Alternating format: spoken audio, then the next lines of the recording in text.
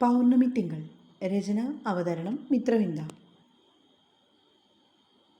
കുറച്ച് ദിവസങ്ങൾക്ക് ശേഷം അലോഷി ഓഫീസിലെത്തിയപ്പോൾ തരുണീമണികളായ പെൺകുട്ടികളൊക്കെ ആരാധനയോടെ അവനെ നോക്കി നിൽക്കുന്നത് അല്പം കുശുമ്പോടെ പൗർണമി കണ്ടു. അവനോട് ഗുഡ് മോർണിംഗ് വിഷ് ചെയ്യുമ്പോൾ പലരും വലിയ താല്പര്യത്തിലായിരുന്നു. എന്തൊരു ഒലിപ്പീരാണെല്ലാം കൂടി, കണ്ടിട്ട് കലി കയറുന്നുണ്ട്. ബോസ് പ്രണയമാണോ ഇവറ്റോളുടെയൊക്കെ ഉദ്ദേശം? പൗമി ഓർത്തുകൊണ്ട് ലിഫ്റ്റിലേക്ക് കയറി. ചുളിഞ്ഞ നെറ്റിയോടെ അവൾ നിൽക്കുന്നത് കണ്ടപ്പോൾ അലോഷിക്ക് കാര്യം പിടികിട്ടിയില്ല.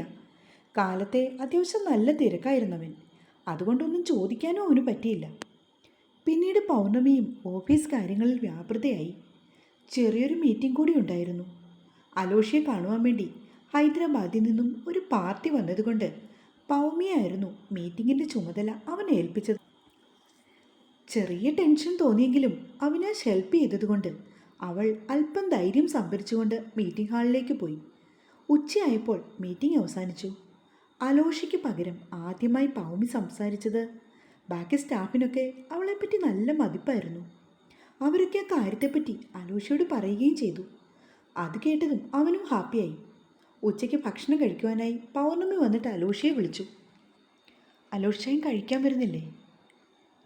താൻ കഴിച്ചോടൂ, ഞാൻ ഇത്തിരി ബിസിയാണല്ലോ. അവൻ ആർക്കോ മെസ്സേജ് അയക്കുകയാണ്. എനിക്ക് വിശക്കുന്നുണ്ട്, അവൾ സാവധാനം പറഞ്ഞു. താൻ പൊയ്ക്കോ, എനിക്കൊന്ന് രണ്ട് അത്യാവശ്യമുണ്ട്, അതാണ്. അവൾ ഭക്ഷണം കഴിക്കാൻ പോകുമെന്നാണ് അലോഷി കരുതിയത്. എന്നാൽ പൗർണമി തൻ്റെ ഇരിപ്പിടത്തിലേക്ക് കയറിയിരുന്നപ്പോൾ അവൻ്റെ ഉള്ളിൽ വല്ലാത്തൊരു സന്തോഷം തോന്നിപ്പോയി. കഴിക്കുന്നില്ലേ? അവൻ ചോദിച്ചപ്പോൾ മറുപടിയായി അവൻ്റെ നേർക്ക് കത്തുന്നൊരു നോട്ടമായിരുന്നു. ഷോ, എൻ്റെ കൊച്ചിന് വിശക്കുന്നു എന്ന് പറഞ്ഞിട്ട് ഇച്ചായനെന്താ ഇങ്ങനെ കണ്ണിച്ചോരില്ലാതെ പെരുമാറുന്നതല്ലേ? വന്നേ, ഇനി കഴിച്ചിട്ട് തന്നെ ബാക്കി കാര്യം. അലോഷിയായിരുന്നു ആദ്യം എഴുന്നേറ്റത്. ബാക്കിയുള്ള കഴിക്കാനായി വിളിക്കുമ്പോൾ എന്തൊരു വെയിറ്റാണ്. കാല് പിടിച്ചാലേ ഒന്ന് എഴുന്നേക്കൂ. ഇപ്പം മനസ്സിലായോ ആർക്കാണ് സ്നേഹമെന്ന്? ഇച്ചായം പാവമായത് നിന്റെ ഭാഗ്യം കേട്ടോ കൊച്ചേ. അവൻ പറയുന്ന കേട്ടിട്ടും പൗർണമി ഒന്നും പറഞ്ഞില്ല. പ്രൈവറ്റ് റൂമിലിരുന്ന് ഭക്ഷണം കഴിക്കുമ്പോൾ അലോഷിയുടെ ഫോൺ വീണ്ടും ശബ്ദിച്ചു. പപ്പയാണല്ലോ. കാത്തുവിൻ്റെ വിവരം ചോദിച്ച് വിളിക്കാനും ടൈം കിട്ടിയില്ല. സ്വയം പരിതപിച്ചുകൊണ്ട് അലോഷി ഫോണെടുത്ത് കാതിലേക്ക് വെച്ചു. ഹലോ, ആ പപ്പ. മോനെ, നീ തിരക്കാണോടാ? നല്ല തിരക്കായിരുന്നു, അതാ വിളിക്കാൻ ടൈം കിട്ടാഞ്ഞത്. ഒന്ന് രണ്ട് ക്ലയൻസ് വന്നിട്ടുണ്ടായിരുന്നേ, അതുകൊണ്ട് ഓഫീസിലെ മേജർ മീറ്റിംഗ്സ് ഞാൻ പൗർണമിക്ക് കൊടുക്കുമായിരുന്നു. ആ, എനിക്ക് തോന്നി നീ തിരക്കാണെന്ന്, അതാ വിളിക്കാഞ്ഞത്. പപ്പ, കാത്തൂൻ എങ്ങനെയുണ്ട്? ഡോക്ടറെ കണ്ടോ? കണ്ടു മോനെ. വൈകുന്നേരം 4 മണിക്ക് സർജറി ഫിക്സ് ചെയ്തു കേട്ടോ. അതങ്ങനെ വെച്ചുകൊണ്ടിരുന്നാൽ ശരിയാവില്ലെന്നാണ് ഡോക്ടർ പറഞ്ഞത്. ഇന്ന് 4 മണിക്കോ? എടാ, ഡോക്ടറെ കണ്ടിട്ട് ജസ്റ്റ് ഇപ്പോൾ ഇറങ്ങിയതേ ഉള്ളൂ. ഈശ്വര, അവൾക്ക് പേടിയുണ്ടോ പപ്പ? പേടിയൊക്കെ ഉണ്ടടാ, പിന്നെ നമ്മുടെ നാട്ടിലായതുകൊണ്ട് അത്ര വലിയ പ്രോബ്ലം ഇല്ല. സർജറി ചെയ്യുന്നതേ നമ്മുടെ പരിചയത്തിലുള്ള ഒരു ഡോക്ടറാണ്, ഡോക്ടർ റോബർട്ട് തരകൻ. പയ്യനാ. പപ്പ സംസാരിച്ചോ? ആ, ഞാനും മമ്മി സംസാരിച്ചു. ട്രേസി ഉണ്ടടാ ഇവിടെ ഗൈനക്കോളജിയിൽ, പക്ഷെ അവൾ നല്ല തിരക്കായിരുന്നു. അവൾ തന്നെയാണ് ഡോക്ടർ റോബർട്ടിനെ കാണുവാൻ പറഞ്ഞു വിട്ടത്. അയാൾ സർജനാണ് മോനെ. കാത്തു അവിടെ, ഒന്ന് കൊടുക്കു പപ്പ. അവളും മമ്മിയും കൂടി ലബോറട്ടറിയിലേക്ക് പോയതാ. എന്തൊക്കെയോ ടെസ്റ്റ് പറഞ്ഞിട്ടുണ്ട്. ഞാൻ രാത്രിയിൽ എത്തിക്കോളാം. വേണ്ട വേണ്ട, ഇന്ന് നീ ഇങ്ങോട്ട് ധൃതി വെച്ച് വരികയൊന്നും വേണ്ട. അവിടെ നിൽക്ക്, ആ കൊച്ചൊറ്റയ്ക്കല്ലേ ഉള്ളൂ. പോള് പറയുന്നതെല്ലാം പൗമിയും കേൾക്കുന്നുണ്ട്. പപ്പ, ഞാൻ ഇപ്പോൾ വിളിക്കാം കേട്ടോ, വേറൊരു കോള് വരുന്നു. അലോഷി പെട്ടെന്ന് അടുത്ത കോളിലേക്ക് പോയി. ഭക്ഷണം കഴിക്കാൻ അപ്പോഴും അവൻ തുടങ്ങി പോലുമില്ല. വെറുതെ വിരലിട്ടിളക്കുകയാണ്. പൗമിയും അതേ അവസ്ഥയിൽ. അവളും തിരക്ക് കാരണം കാത്തൂനെ പിന്നീട് വിളിച്ചതുമില്ല. അലോഷിയുടെ ഫോണിലേക്ക് മാറി മാറി കോൾ വരുന്നുണ്ട്. കഴിഞ്ഞ ദിവസം ട്രിപ്പ് പോയതിൻ്റെ ബാക്കി പത്രമാണ് ഇപ്പോഴത്തെ ഈ ഫോൺ കോൾസ് എന്ന് അവൾ ഊഹിച്ചു.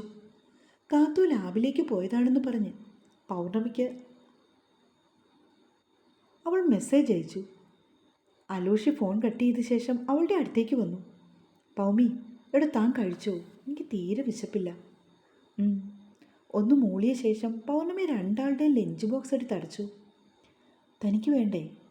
വേണ്ട, എനിക്കും വിശപ്പില്ല, അവൾ ഗൗരവത്തിൽ പറഞ്ഞു.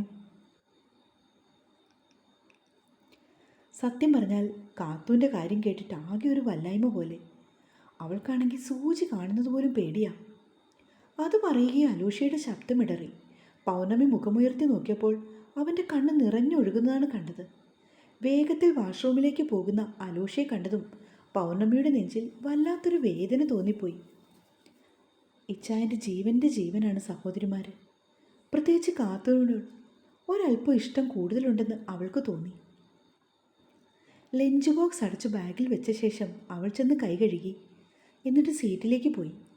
സത്യത്തിൽ വല്ലാത്ത വിശപ്പുണ്ടായിരുന്നു.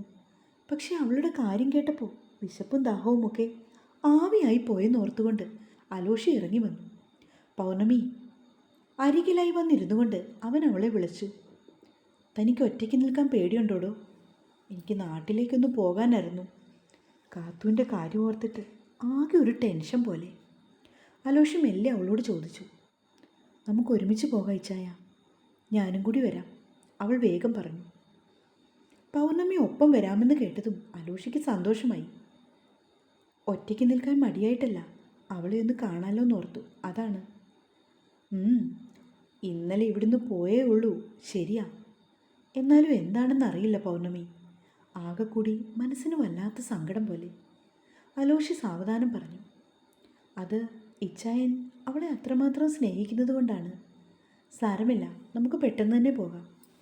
ആ, ഞാൻ അവിനാശിനോടൊന്ന് സംസാരിക്കട്ടെ, ഒരു മിനിറ്റേ. അലോഷി ഫോണും എടുത്തുകൊണ്ട് പുറത്തേക്ക് ഇറങ്ങിപ്പോയി. കാത്തൂൻ്റെ റിപ്ലൈ വന്നോ എന്നറിയുവാൻ വേണ്ടി പൗർണമി ഫോൺ എടുത്തു നോക്കി. പക്ഷേ ഇല്ലായിരുന്നു. അച്ഛൻ്റെ 6-7 മിസ്ഡുകൾ കണ്ടതും പൗർണമിക്ക് ടെൻഷനായി. ഇതെന്താ പതിവില്ലാതെ ഈ നേരത്ത് വിളിച്ചത്? അവൾ പെട്ടെന്ന് ഫോൺ എടുത്ത് തിരിച്ചു വിളിച്ചു. പക്ഷേ അയാൾ കോൾ അറ്റൻഡ് ചെയ്തില്ല. കൃഷ്ണ ഗുരുവായൂരപ്പ, ആർക്കും ആപത്തൊന്നും വരുത്തല്ലേ. അവൾ വീണ്ടും വീണ്ടും വിളിച്ചു. എന്നാൽ നിരാശയായിരുന്നു ഫലം. അലോഷി തിരികെ കയറി വന്നപ്പോൾ പൗർണമി ഇപ്പോൾ കരയുന്ന മട്ടിലാണ്. എന്താടാ, എന്തു പറ്റി? അവൻ വന്ന് അവളുടെ തോളി പിടിച്ചു. അലോഷായ, എൻ്റെ അച്ഛൻ എന്നെ കുറേ തവണ വിളിച്ചു, പക്ഷെ സൈലൻ്റ് ആയതുകൊണ്ട് ഞാൻ അറിഞ്ഞില്ല. ഇപ്പോൾ തിരിച്ചു വിളിച്ചിട്ട് എടുക്കുന്നില്ല. അച്ഛൻ ഡ്രൈവ് ചെയ്യുമായിരിക്കും, താൻ ടെൻഷനാവാതെ. അല്ല, എന്തോ പറ്റിയിട്ടുണ്ട്, ഇല്ലെങ്കിൽ എൻ്റെ അച്ഛൻ ഫോൺ എടുത്തേനെ. എനിക്ക് പേടിയാവുന്നു, എൻ്റെ അച്ഛൻ എന്തോ പറ്റിയിച്ചായ. അപ്പോഴേക്കും അവൾ കരഞ്ഞു പോരുന്നു. അമ്മയൊന്ന് വിളിച്ചു നോക്കിക്കേ, ചിലപ്പോൾ അച്ഛൻ ഫോൺ എവിടെയെങ്കിലും വെച്ച് മറന്നതാവും. താൻ കരയാതെന്നേ. അലോഷി അവളെ സമാധാനിപ്പിക്കാൻ ശ്രമിച്ചു. പൗർണമി പെട്ടെന്ന് അവളുടെ ഫോൺ എടുത്ത് അമ്മയെ വിളിച്ചു. അവരും കോൾ അറ്റൻഡ് ചെയ്യാതെ വന്നപ്പോൾ ആ പാവം പെൺകുട്ടി തകർന്നു പോയിരുന്നു. പൗർണമി, താൻ ടെൻഷനാവാതെ, നമുക്ക് എത്രയും പെട്ടെന്ന് നാട്ടിലേക്ക് തിരിക്കാം. ആർക്കും ഒരു കുഴപ്പവും വരില്ലെന്നേ, ഞാനല്ലേ പറയുന്നത്. അവൻ അവളുടെ കവിളി തട്ടി. അവിനാശ് കയറി വന്നപ്പോൾ അവൾ തൻ്റെ കവിളും അമർത്തി തുടിച്ചു. അവനെ കാര്യങ്ങളൊക്കെ പറഞ്ഞേൽപ്പിച്ച ശേഷം അലോഷിയും പൗർണമിയും വീട്ടിലേക്ക് പുറപ്പെട്ടു. അപ്പോഴൊക്കെ പൗർണമി അച്ഛനെയും അമ്മയും മാറി മാറി വിളിക്കുന്നുണ്ട്. വേറെ അടുത്ത വീട്ടിലെ ആരുടെയെങ്കിലും നമ്പർ അറിയാമോ തനിക്ക്? എങ്കിലൊന്ന് വിളിക്കു പൗമി. അലോഷി പറഞ്ഞപ്പോഴായിരുന്നു ആ കാര്യത്തെക്കുറിച്ച് പോലും പൗമി ചിന്തിച്ചത്. അടുത്ത വീട്ടിലെ സിന്ധു ചേച്ചിയെ വിളിച്ചു നോക്കി. ഹലോ സിന്ധു ചേച്ചി, ഞാൻ പൗർണമിയാണ്. അമ്മയെ വിളിച്ചു നോക്കിയിട്ട് ഫോൺ എടുക്കുന്നില്ല, ഒന്ന് നോക്കാമോ അവിടെ ഉണ്ടോയെന്ന്? പൗർണമി ഒറ്റ ശ്വാസത്തിൽ അവരോട് ചോദിച്ചു. ഞാനിപ്പോൾ കവല വരെ പോയതാ മോളെ, ഇപ്പം തന്നെ വീട്ടിലേക്ക് ചെല്ലും, എന്നിട്ട് മോളെ വിളിക്കാൻ പറയാം. ആ മതി ചേച്ചി, കുഴപ്പമില്ല. ഫോൺ കട്ട് ചെയ്യും മുന്നേ പെട്ടെന്നൊരു കാര്യം ഓർത്തത്. ചേച്ചി, അച്ഛൻ്റെ ഓട്ടോ കവലയിലുണ്ടോ? അച്ഛനെ വിളിച്ചിട്ടും എടുത്തില്ല. നോക്കട്ടെ മോളെ. അവർ പറയുമ്പോൾ അവിടെ ഉണ്ടാകണേ എന്നൊരു പ്രാർത്ഥന മാത്രമായിരുന്നു പൗമയുടെ മനസ്സിൽ. കണ്ടില്ലല്ലോടാ, ചിലപ്പോൾ ഓട്ടം പോയതാവും, ഒരൊറ്റ ഓട്ടോ പോലും ഇല്ല കേട്ടോ. ശരി ചേച്ചി. ദയനീയമായി അവൾ ഒന്ന് മൂളി. എന്തുപറ്റി? ആ ചേച്ചി എന്താണ് പറഞ്ഞത്? ഡ്രൈവ് ചെയ്യുന്നതിനിടയിൽ അലോഷി മുഖം ചരിച്ച് തൻ്റെ അരികിലിരുന്നവളെ നോക്കി. ആ ചേച്ചി ഇപ്പോൾ വീട്ടിലില്ല, ചെന്നിട്ട് അമ്മയോട് പറയാമെന്ന്. കവലയിൽ അച്ഛൻ്റെ ഓട്ടോ ഉണ്ടോ നോക്കാമെന്ന് ചോദിച്ചു. ഒരു വണ്ടിയും ഇല്ലെന്നാ പറഞ്ഞ്. എല്ലാം ഓട്ടത്തിലാണത്രേ. ആ അതാ പറഞ്ഞേ, വെറുതെ ആവശ്യമില്ലാതെ താൻ ടെൻഷനാവണ്ടെന്ന്. ഇപ്പോൾ സമാധാനമായോ? അനൂഷ് ചോദിച്ചപ്പോൾ പൗമ്യ ആലോചനയോടെ വീണ്ടും ഇരുന്നു. വീട്ടിലെത്തിയ ശേഷം അത്യാവശ്യം വേണ്ട സാധനങ്ങളൊക്കെ എടുത്ത് പൗർണമിയും അലോഷയും കൂടി അപ്പോൾ തന്നെ നാട്ടിലേക്ക് പുറപ്പെട്ടു. അവൻ്റെ കാറിലായിരുന്നു അവർ പോയത്. അവിടെ എത്തി കാത്തൂനെ കണ്ടിട്ട് നാളെ ഉച്ചയോടെ തിരിച്ചു പോരണം, ഇല്ലെങ്കിൽ ഓഫീസിലെ കാര്യങ്ങളൊന്നും ശരിയാവില്ല. അലോഷി ഒറ്റ ദിവസം മാറി നിൽക്കുമ്പോൾ അവിനാശിനെ കൊണ്ട് ഒറ്റയ്ക്ക് കൺട്രോൾ ചെയ്യാനൊന്നും സാധിക്കില്ല. അവനും ആകെ ബുദ്ധിമുട്ടാണ്. കാറിൽ കയറി കുറച്ചു ദൂരം ചെന്നപ്പോൾ പൗർണമി ഒന്നുകൂടെ അമ്മയെ വിളിച്ചു. ഹലോ മോളെ. അമ്മ ഇത് എവിടായിരുന്നു? ഞാൻ എത്ര തവണ വിളിച്ചെന്നോ. എന്തുമാത്രം വിഷമിച്ചു പോയി. അച്ഛനെ അമ്മയെ മാറി മാറി വിളിച്ചു നോക്കി. ഫോൺ എടുക്കാഞ്ഞപ്പോൾ എൻ്റെ ചങ്കിടിച്ചു. ഉമ എന്തെങ്കിലും മറുപടി പറയും മുന്നേ പൗർണമി 1000 കാര്യങ്ങൾ അവരോട് നിരത്തി. വല്യച്ഛനൊരു നെഞ്ചുവേദന വന്നു. ഞങ്ങളെല്ലാവരും ഹോസ്പിറ്റലിലാണ് മോളെ. അതാ ഫോൺ എടുക്കാൻ പോലും പറ്റാഞ്ഞത്. യോ എന്നിട്ടോമേ? അവൾ ഉറക്കെ ചോദിച്ചതും അലോഷി അവൻ്റെ വണ്ടി പെട്ടെന്ന് ഒതുക്കി നിർത്തി. അറ്റാക്കാണെന്നാ ഡോക്ടർ പറഞ്ഞത്. പരിശോധന നടക്കുന്നേ ഉള്ളൂ മോളെ. ഈശ്വര, എന്നിട്ട് അച്ഛനെവിടെ? അച്ഛനൊക്കെ അവിടെ ഇവിടെ ഉണ്ട്. നിന്നോട് പറയാൻ വേണ്ടി വിളിച്ചതാ. പക്ഷെ നീ എടുക്കാഞ്ഞപ്പോൾ തിരക്കാവുമെന്ന് കരുതി. മോളെ. ആ അമ്മേ, ഞാൻ കേൾക്കുന്നുണ്ട്. വേറെ ആരൊക്കെ ഉണ്ടമ്മേ? എല്ലാവരും ഉണ്ട്. വല്യമ്മയും വീണച്ചേച്ചിയും വിനോദണ്ണനും ഒക്കെ എൻ്റെ അരികിലുണ്ട്. പിന്നെ നാട്ടുകാരൊക്കെ കൂടിയല്ലേ പെട്ടെന്ന് കൊണ്ടുവന്നത്. അതുകൊണ്ട് ആളും പേരും ഇഷ്ടം പോലെയാ. അവളൊന്നു മൂളി. നീ എവിടെയാ മോളെ? ഓഫീസിലാണോ? ആ ഓഫീസിലാണമ്മേ, ഇറങ്ങാൻ തുടങ്ങുക. അമ്മയോടൊപ്പം ബന്ധുക്കളൊക്കെ ഉള്ളതുകൊണ്ടാണ് അവൾ അങ്ങനെ പറഞ്ഞത്. പെട്ടെന്ന് ആരെങ്കിലും കേട്ടാൽ പിന്നെ അലോഷയോടൊപ്പമാണ് പൗർണമി നാട്ടിലേക്ക് വരുന്നതെന്നറിയുമ്പോൾ വേറെന്തെങ്കിലുമൊക്കെ പറഞ്ഞുണ്ടാക്കും. അതുകൊണ്ട് മനഃപൂർവ്വമായിരുന്നു അവൾ കളവ് പറഞ്ഞത്.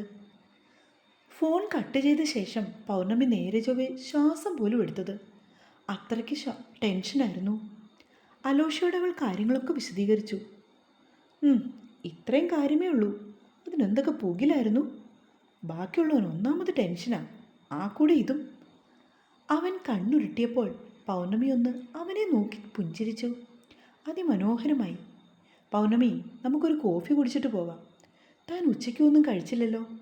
വഴിയരികിൽ കണ്ട ഒരു കോഫി ഷോപ്പിലേക്ക് കയറുവാൻ വേണ്ടി അലോഷി വണ്ടി ഒതുക്കി നിർത്തി. തുടരും.